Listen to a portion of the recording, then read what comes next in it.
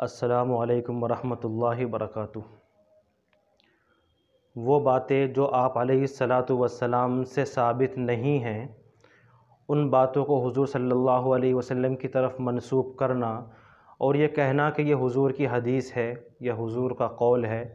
اس کو موضوع حدیث کہا جاتا ہے، من گھڑت روایت کہا جاتا ہے۔ اصل میں بعد کے دور میں کچھ لوگوں نے بہت ساری روایتیں بنا کر کے، بہت ساری باتیں اپنی طرف سے گھڑ کر حضور علیہ السلام کی طرف منسوب کر دیں، اور یہ کہا جانے لگا کہ یہ حضور کی حدیث ہے،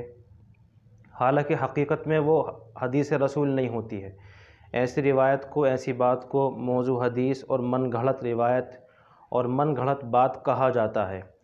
علماء نے ہر زمانے میں ایسی روایات کی نشاندہی فرمائی ہے اور اس پر باضابطہ کتابیں لکھی گئی ہیں۔ عربی میں بڑا ذخیرہ ہے جو موضوعات کے سلسلے میں لکھا گیا ہے، اور اب تو الحمدللہ اردو میں بھی کئی ساری کتابیں اس موضوع پر لکھی جا چکی ہیں، جس میں موضوع من گھڑت روایات کی نشاندہی فرمائی گئی ہے۔ ان موضوع روایات میں سے ایک روایت یہ بھی ہے، ایک واقعہ ہے کہ ایک مرتبہ حضرت عثمان غنی رضی اللہ تعالیٰ عنہ نے آپ صلی اللہ علیہ وسلم کی دعوت کی، چنانچہ وہ آپ علیہ السلام کو اپنے گھر لانے لگے، اور آپ علیہ السلام آگے آگے چل رہے تھے، حضرت عثمان غنی آپ علیہ السلام کے پیچھے چل رہے تھے۔ تو حضرت عثمان غنی آپ علیہ السلام کے قدموں کو گن رہے تھے، تو آپ علیہ السلام نے پیچھے مڑ کر کے دیکھا اور مسکرا کر کے یہ فرمایا کہ اے عثمان تم کیا کر رہے ہو؟ تو انہوں نے کہا کہ اللہ کے رسول میں آپ کے قدموں کو گن رہا ہوں، اور میرے گھر تک پہنچنے میں آپ کے جتنے قدم لگیں گے میں اتنے غلام آزاد کروں گا۔ چنانچہ حضرت عثمان غنی نے اس کے بعد دعوت کھلائی، اور اس کے بعد آپ علیہ السلام کے ان کے گھر تک پہنچنے میں جتنے قدم لگے تھے اتنے غلاموں کو آزاد انہوں نے کیا۔ اس دعوت سے حضرت علی بڑے متاثر ہوئے، اور حضرت علی نے اس کو اپنے گھر جا کر حضرت فاطمہ سے اس کا تذکرہ کیا، اس کو بتلایا۔ تو حضرت فاطمہ نے یہ کہا کہ اے علی اگر تم چاہتے ہو تو تم بھی حضور علیہ السلام کی دعوت کرو اور آپ کے صحابہ کی دعوت کرو، اور میں کھانے تیار کرتی ہوں۔ چنانچہ حضرت علی دعوت کرنے کے لیے چلے گئے باہر، اور اس کے بعد حضرت فاطمہ رضی اللہ تعالی عنہا نے وضو کیا، اور وہ اللہ کے سامنے سجدے میں گر گئیں اور رو کر دعا کرنے لگیں کہ اے اللہ، آج میں نے تیری بندی فاطمہ نے محمد الرسول اللہ کی اور ان کے صحابہ کی دعوت کی ہے، لہذا اے مالک آج تو میری لاج رکھ لے اور غیب سے کھانوں کا انتظام فرما دے۔ چنانچہ اس کے بعد جب وہ دعا سے فارغ ہوئیں تو انہوں نے اپنی ہانڈیوں کو چولہوں پر چڑھا دیا، اور اس کے تھوڑی دیر کے بعد جو دیکھا کہ ان ہانڈیوں کے اندر بڑا عمدہ اور لذیذ کھانا موجود تھا۔ آپ علیہ السلام اور آپ کے صحابہ تشریف لائے، اور اس کے بعد آپ علیہ السلام کے سامنے، صحابہ کے سامنے وہ کھانا پیش کیا گیا۔ تو جیسے ہی ان ہانڈیوں کے ڈھکن کھولے گئے تو صحابہ اکرام ان کھانے کی خوشبوؤں سے حیران رہ گئے۔ تو آپ علیہ السلام نے صحابہ کی حیرانی کو دیکھ کر کے یہ فرمایا کہ اے صحابہ تم کس بات پر حیران ہوتے ہو؟ تو صحابہ نے اشارہ کیا کہ ہم ان کھانوں کی وجہ سے حیران ہوتے ہیں۔ تو حضور نے فرمایا کہ یہ کھانے تم جانتے ہو کہاں سے آئے ہیں؟ تو صحابہ نے کہا کہ اللہ اور اس کے رسول ہی زیادہ جانتے ہیں، ہمیں نہیں معلوم۔ تو آپ علیہ السلام نے فرمایا کہ یہ کھانے حضرت فاطمہ نے تمہارے لیے جنت سے منگائے ہیں، اور یہ جنت کے کھانے ہیں۔ اس کے بعد جب دعوت ہو گئی، کھانا کھایا سب لوگوں نے، تو حضرت فاطمہ دوبارہ سجدے میں چلی گئیں اور اللہ سے رو کر کے یہ دعا کی کہ اللہ عثمان غنی نے آپ علیہ السلام کے ہر قدم کے بدلے میں ایک غلام کو آزاد فرمایا تھا، لیکن میرے اندر اتنی طاقت نہیں ہے کہ میں کسی غلاموں کو آزاد کروں، لہذا میں یہ چاہتی ہوں کہ اللہ آپ علیہ السلام میرے گھر پر جتنے قدموں کے ساتھ آئے ہیں، آپ کے جتنے قدم میرے گھر تک آئے ہیں، اتنے قدموں کے بدلے میں اتنے لوگوں کو جہنم سے آزاد فرما دیجئے۔ چنانچہ جب وہ اس دعا سے فارغ ہوئیں تو اس کے بعد جبرائیل امین تشریف لائے اور آ کر کے اللہ کے رسول سے یہ کہا کہ خوشخبری ہو، اللہ پاک نے آپ کے ہر قدم کے بدلے میں جہنم سے لوگوں کو آزاد فرما دیا ہے۔ یہ واقعہ ہے، مکمل واقعہ اس طرح ہے۔ یہ واقعہ ایک کتاب ہے جامع المعجزات، اس کے اندر لکھا ہوا ہے۔ اسی طرح ایک کتاب ہے صحابہ اکرام کا عشق رسول، اس کتاب کے اندر بھی یہ واقعہ لکھا ہوا ہے۔ ان دونوں کتابوں کے اندر یہ واقعہ موجود ہے۔ لیکن یہ واقعہ حدیث کی مستند اور معتبر کتابوں کے اندر کہیں بھی نہیں ملتا ہے۔ بس یہ جو کتاب ہے جامع المعجزات، اس کے اندر ملتا ہے، لیکن یہ جامع المعجزات رحاوی کی کتاب ہے، اور رحاوی کے بارے میں معلوم نہیں کہ یہ کون شخص ہے، یہ ایک مجہول آدمی ہے، اس کے حالات کا علم نہیں ہے۔ اور دوسری بات یہ ہے کہ جامع المعجزات یہ ایک ایسی کتاب ہے جس کے اندر بہت ساری موضوع من گھڑت باتیں ہیں، اور بہت سارے موضوع من گھڑت معجزات اس کے اندر بیان کیے گئے ہیں۔ یعنی ایسے ایسے واقعے، ایسے ایسے معجزات اس کتاب کے اندر بیان کیے گئے ہیں جو اہل سنت والجماعت کی کتابوں کے اندر نہیں ہیں۔ اور دوسری بات یہ ہے کہ ایسا لگتا ہے کہ یہ واقعہ کسی شیعہ کا گھڑا ہوا ہے، شیعہ کا بنایا ہوا ہے، کیونکہ اس واقعے میں حضرت عثمان غنی اور حضرت فاطمہ کے عمل کا موازنہ کیا گیا ہے۔ تو ایسا محسوس ہوتا ہے کہ یہ کسی شیعہ نے گھڑا ہے، اور شیعہ نے اس واقعے کو بنا کر کے حضور کی طرف منسوب کر دیا ہے۔ بہرحال یہ واقعہ حدیث کی مستند معتبر کتابوں کے اندر منقول نہیں ہے، یہ ایک موضوع اور من گھڑت واقعہ ہے، اس کو بیان نہیں کرنا چاہیے۔ ایک روایت اور ہے، اس کے اندر بھی ایک واقعہ اس کے اندر حضرت جبرائیل علیہ السلام کی عمر کے بارے میں بیان کیا گیا ہے کہ ایک مرتبہ حضرت جبرائیل علیہ السلام سے آپ علیہ السلام نے یہ پوچھا کہ اے جبرائیل تمہاری عمر کتنی ہے؟ تو جبرائیل امین نے یہ کہا کہ مجھے نہیں معلوم کہ میری عمر کتنی ہے، البتہ میں یہ جانتا ہوں کہ ایک ستارہ میں دیکھا کرتا تھا، میں ایک ستارہ دیکھا کرتا تھا جو 70,000 یا 72,000 سالوں کے بعد دیکھتا تھا۔ دو الفاظ ہیں، 70,000 اور 72,000، اتنے سالوں کے بعد وہ ستارہ نظر آیا کرتا تھا، اور میں نے اس ستارے کو 2000 مرتبہ دیکھا ہے۔ تو آپ علیہ السلام نے فرمایا کہ وہ ستارہ کوئی اور نہیں ہے، وہ میں ہی ہوں۔ تو اس سے لوگوں نے حضرت جبرائیل کی عمر کا اندازہ بیان کیا ہے کہ اتنی عمر ہے ان کی، لیکن حقیقت یہ ہے کہ یہ جو روایت ہے یہ حدیث کی کسی بھی مستند اور معتبر کتاب کے اندر موجود نہیں ہے، حتیٰ کہ موضوعات کے سلسلے میں جو کتابیں لکھی گئی ہیں ان کتابوں کے اندر بھی یہ روایت موجود نہیں ہے۔ البتہ علامہ حلبی کی ایک کتاب ہے جس کا نام ہے السیرۃ الحلبیہ، اس کتاب کے اندر یہ روایت موجود ہے۔ تو یہ روایت علامہ حلبی نے اپنی کتاب السیرۃ الحلبیہ کے اندر لکھی ہے، لیکن انہوں نے بھی خود نہیں لکھی ہے بلکہ اس کو کسی دوسرے کے حوالے سے لکھا ہے۔ انہوں نے یہ کہا ہے رأیت فی کتاب التشریفات فی الخصائص والمعجزات، یعنی میں نے اس روایت کو کتاب التشریفات فی الخصائص والمعجزات کے اندر دیکھا ہے۔ اب یہ کتاب التشریفات کس کی کتاب ہے یہ نہیں معلوم، حتیٰ کہ حلبی کو بھی نہیں معلوم، حلبی نے بھی یہ خود کہا ہے کہ مجھے بھی نہیں معلوم کہ یہ کس کی کتاب ہے۔ پھر اس کے بعد علامہ حلبی نے اس واقعے کے موضوع اور باطل ہونے کی طرف بھی اشارہ فرمایا ہے۔ تو خلاصہ یہ ہے کہ حضرت جبرائیل علیہ السلام کی عمر کے متعلق جو یہ روایت ہے، یہ روایت بالکل بے سند ہے، باطل ہے، موضوع ہے، من گھڑت ہے۔ یہ اہل سنت والجماعت کی کتابوں میں اور حدیث کی مستند معتبر کتابوں کے اندر یہ روایت کہیں بھی موجود نہیں ہے۔ ایک روایت اور ہے، وہ بھی اس کے اندر بھی ایک واقعہ بیان کیا گیا ہے۔ مکہ کا ایک کافر تھا جس کا نام ہے ولید۔ یہ جو ولید تھا اس کے پاس ایک بت تھا اور وہ اس بت کی عبادت کیا کرتا تھا۔ ایک مرتبہ ایسا ہوا کہ اس بت کے اندر سے کچھ آوازیں نکل رہی تھیں اور وہ بت آپ علیہ السلام کو گالیاں دے رہا تھا، برا بھلا کہہ رہا تھا۔ چنانچہ ولید بڑا خوش ہوا اور اس نے 2-4 لوگوں کو جمع کیا اور لا کر کے ان کو بھی سنایا کہ دیکھو میرا بت کس طرح سے آپ علیہ السلام کو گالیاں دے رہا ہے۔ جب لوگوں نے دیکھا تو لوگوں کو بڑا تعجب ہوا، اور اس کے بعد اس نے ایک دن اجتماع رکھ دیا، بہت سارے لوگوں کو اکٹھا کیا کہ فلاں دن آ جائیں اور آ کر کے دیکھیں کہ میرا بت کس طرح آپ علیہ السلام کے دین کو جھٹلا رہا ہے اور آپ کو کس طرح گالیاں دے رہا ہے۔ اور آپ علیہ السلام کو بھی اس نے دعوت کی کہ فلاں دن آپ بھی تشریف لے آئیں۔ چنانچہ اس دن تمام لوگ اکٹھا ہو گئے، آپ علیہ السلام بھی آ گئے۔ تو جب آپ علیہ السلام تشریف لائے تو وہ بت یہ کہنے لگا، یہ بولنے لگا کہ اے مکہ والو، خوب جان لو کہ محمد اللہ کے سچے رسول ہیں اور ان کا ہر ارشاد سچا ہے اور ان کا دین برحق ہے، تم اور تمہارے بت جھوٹے اور گمراہ کرنے والے ہیں،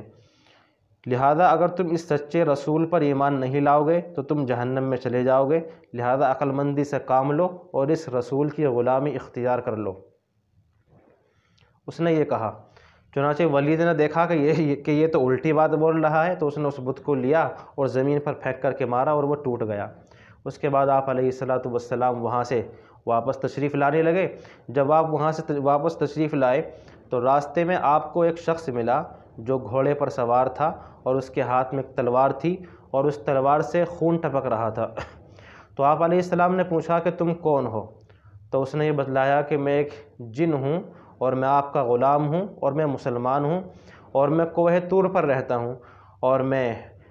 بہت دنوں سے کہیں گیا ہوا تھا، آج میں بہت دنوں کے بعد اپنے گھر واپس لوٹا ہوں، تو میں نے دیکھا کہ میرے گھر والے رو رہے ہیں۔ میں نے ان سے پوچھا کہ آپ حضرات کیوں رو رہے ہو؟ تو انہوں نے بتلایا کہ ولید کے بت کے اندر کوئی کافر جن داخل ہو گیا ہے اور وہ حضور کو گالیاں دے رہا ہے۔ چنانچہ یہ سن کر مجھے بڑا غصہ آیا اور میں تلوار لے کر کے چلا اور میں نے آ کر کے اس کو قتل کر دیا، مار ڈالا، اور اس کے بعد ولید کے بت میں خود داخل ہو گیا، اور اب جو ولید کے بت نے اس دن تقریر کی تھی وہ میں ہی اس کے اندر بول رہا تھا، وہ میں نے ہی تقریر کی تھی۔ تو آپ علیہ السلام یہ سن کر بڑا خوش ہوئے اور آپ نے اس کے لیے دعا فرمائی۔ یہ واقعہ ہے، یہ واقعہ مکمل ہوا یہاں۔ یہ واقعہ بھی جامع المعجزات کے اندر ہے، ایک کتاب ہے جامع المعجزات رحاوی کی، اس کتاب کے اندر یہ واقعہ لکھا ہوا ہے۔ اس کے علاوہ جتنی بھی حدیث کی کتابیں ہیں، چاہے وہ نئی کتابیں ہوں، پرانی کتابیں ہوں، چھوٹی ہوں، بڑی ہوں، کسی بھی کتاب کے اندر یہ واقعہ منقول نہیں ہے، صرف ایک کتاب کے اندر ہے جس کا نام ہے جامع المعجزات، اور یہ کتاب رحاوی کی ہے۔ رحاوی کون ہے اس کے بارے میں کوئی علم نہیں، یہ ایک مجہول آدمی ہے اور اس کا کسی کو علم نہیں ہے۔ اور یہ جو کتاب ہے جامع المعجزات، اس کے اندر من گھڑت اور موضوع باتیں بہت زیادہ بیان کی گئی ہیں، بہت ساری جھوٹے قسم کی باتیں، جھوٹے واقعات اور جھوٹے معجزات حضور کی جانب منسوب کیے گئے ہیں، لہذا اس کتاب کا کوئی اعتبار نہیں ہے۔ تو خلاصہ یہ ہے کہ یہ جو واقعہ جو میں نے آپ کے سامنے پیش کیا ہے، جس پر ہم بات کر رہے ہیں، یہ ایک باطل اور جھوٹا واقعہ ہے، یہ بے سند ہے، یہ گھڑی ہوئی بات ہے، ایک موضوع بات ہے۔ اہل سنت والجماعت کی جو کتابیں ہیں یا حدیث کی جو معتبر اور مستند کتابیں ہیں، ان کتابوں کے اندر یہ واقعہ کہیں بھی نہیں ملتا ہے، کہیں بھی موجود نہیں ہے۔ ایک روایت اور ہے کہ مکہ مکرمہ کے اندر ایک عورت رہا کرتی تھی، اور وہ عورت جو ہے آپ علیہ السلام کے اوپر روزانہ کوڑا ڈالتی تھی۔ بڑا مشہور واقعہ ہے، بہت سے حضرات، بہت سے خطیب، مقررین اپنی تقریروں کے اندر اس واقعے کو بڑے زور و شور کے ساتھ بڑے عمدہ انداز میں بیان فرماتے ہیں، اور سیرت کے جلسوں میں بہت یہ واقعہ سننے کو ملتا ہے کہ آپ علیہ السلام کے زمانے میں ایک بڑھیا عورت تھی، وہ آپ کے اوپر کوڑا پھینکا کرتی تھی اور روزانہ کوڑا پھینکتی تھی، لیکن آپ علیہ السلام اس کو کچھ نہیں کہتے تھے۔ ایک دن وہ کوڑا پھینکنے نہیں آئی، کئی دن گزر گئے، اس نے کوڑا نہیں پھینکا، تو حضور علیہ السلام نے لوگوں سے معلوم کیا کہ وہ بڑھیا کہاں چلی گئی، تو بتایا گیا کہ وہ بیمار ہے، وہ بیمار ہو گئی تھی، اور اس کی حالت پوچھنے کے لیے مکے سے کوئی بھی نہیں گیا تھا کیونکہ اس کی کوئی حیثیت نہیں تھی۔ چنانچہ آپ علیہ السلام اس کے گھر گئے اور جا کر کے اس کا دروازہ بجایا۔ چنانچہ اس کی بیٹی تھی، وہ باہر آئی دروازے پر، اور اس نے دروازے کے سوراخ میں سے جھانک کر کے دیکھا کہ یہ تو حضور ہیں۔ اس نے فوراً اندر جا کر اپنی امی سے یہ کہا کہ آپ جس شخص پر روزانہ کوڑا پھینکا کرتی ہیں وہ آج ہمارے دروازے پر کھڑا ہے، اور کہیں ایسا نہ ہو کہ وہ آج ہم کو مار دے۔ وہ بڑھیا بھی بڑی پریشان ہوئی کہ اب کیا کیا جائے۔ اس کے بعد آپ علیہ السلام نے دوبارہ دروازہ بجایا تو اس عورت نے کہا اپنی اس بچی سے کہ دروازے کو کھول دیا جائے۔ چنانچہ اس نے جا کر کے دروازہ کھولا تو آپ علیہ السلام نے دیکھا کہ وہ بڑھیا بیمار ہے، تو آپ نے کہا کہ اگر تمہیں کسی چیز کی ضرورت ہو، کسی دوا کی یا کسی بھی چیز کی، تو میں حاضر ہوں، میں اس کو آپ کے پاس حاضر کر سکتا ہوں، لا سکتا ہوں، آپ کی خدمت کے لیے میں تیار ہوں۔ چنانچہ وہ بڑھیا بڑی متاثر ہوئی اور اس نے یہ سوچا کہ میں آج تک اس کے ساتھ بڑا غلط سلوک کرتی تھی اور اس نے اتنا اچھا سلوک کیا، اور پورے مکے سے میرے پاس کوئی نہیں آیا، بس یہی شخص آیا۔ چنانچہ وہ بہت متاثر ہوئی اور اس کے بعد اس نے کلمہ پڑھا اور وہ مسلمان ہو گئی۔ یہ واقعہ بہت زیادہ بیان کیا جاتا ہے، خطبات ذوالفقار کے اندر بھی یہ واقعہ موجود ہے، لیکن یہ واقعہ بالکل باطل ہے، بے سند ہے، بے بنیاد ہے۔ حدیث کی پرانی، نئی، چھوٹی، بڑی کسی بھی کتاب کے اندر یہ واقعہ منقول نہیں ہے، حتیٰ کہ موضوع اور من گھڑت احادیث کے سلسلے میں جو کتابیں لکھی گئی ہیں ان کتابوں کے اندر بھی یہ واقعہ موجود نہیں ہے۔ یہ بعد کے دور کا گھڑا ہوا واقعہ ہے، لہذا اس واقعے کو حضور کی طرف منسوب نہ کیا جائے، یہ بالکل غلط بات ہے، بے بنیاد ہے، بے سند ہے، باطل ہے۔ ایک واقعہ اس کے علاوہ اور ہے کہ مکہ مکرمہ کے باہر ایک عورت رہا کرتی تھی، اور ایک مرتبہ وہ عورت مکہ مکرمہ کے اندر بازار میں کچھ سامان خریدنے کے لیے آئی، اور جب وہ مکہ آئی تو اس نے یہ سنا کہ مکہ کے اندر کوئی شخص رہتا ہے اور وہ شاعر ہے اور جادوگر ہے، اور جو آدمی اس کی باتوں کو سنتا ہے تو بس اسی کا ہو کر کے رہ جاتا ہے، اسی کا دیوانہ ہو جاتا ہے اور اپنے پرانے دین کو بھول جاتا ہے اور اس کے نئے دین کو قبول کر لیتا ہے۔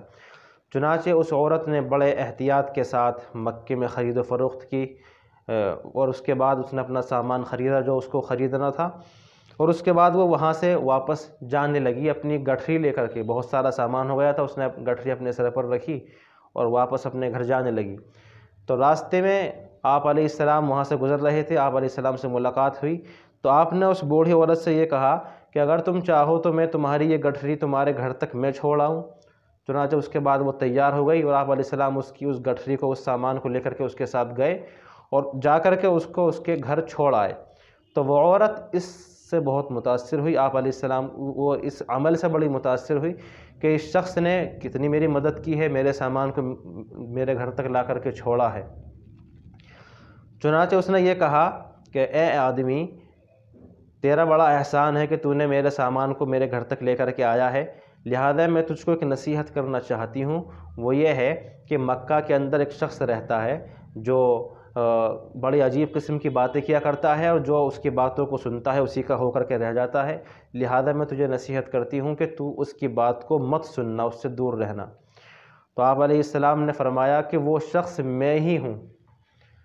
چنانچہ وہ بڑی متاثر ہوئی اور اس نے کہا کہ وہ شخص آپ ہی ہیں، تو وہ آپ کے اخلاق سے بڑی متاثر ہوئی اور اس کے بعد اس نے کلمہ پڑھا اور وہ مسلمان ہو گئی۔ یہ واقعہ بھی لوگوں کے درمیان بڑا مشہور ہے اور بڑے زور و شور کے ساتھ اس کو بیان کیا جاتا ہے۔